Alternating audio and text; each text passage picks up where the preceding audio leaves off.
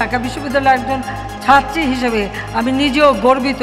যদিও আমার university of south আফ্রিকার সিংহদ্বারে খোদাই করে লেখা, একটি দেশকে ধ্বংস করার জন্য কোনো পারমাণবিক বোমা লাগে না।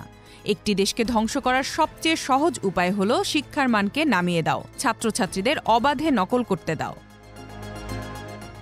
গত ১.৫ দশকে শেখ হাসিনা কিংবা আওয়ামী রেজিম সেই কাজটিই করেছে অত্যন্ত নগ্নভাবে। পাঠ্য বই থেকে সৃজনশীল সবখানেই ছিল একই চিত্র। বিশেষজ্ঞরা বলছেন, তার আমলে দেশের শিক্ষা ব্যবস্থার যে ভয়ঙ্কর অধঃপতন ঘটেছে, সেখান থেকে টেনে তুলতে দীর্ঘ সময় প্রয়োজন হবে।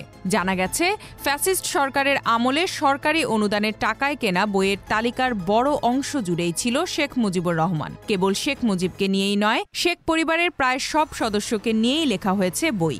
ব্যক্তিগত সুবিধা নিতে লেখকের কাতারে নাম লিখিয়েছেন অনেক প্রভাবশালী মন্ত্রী, এমপি এবং নেতা, এমনকি আমলারাও।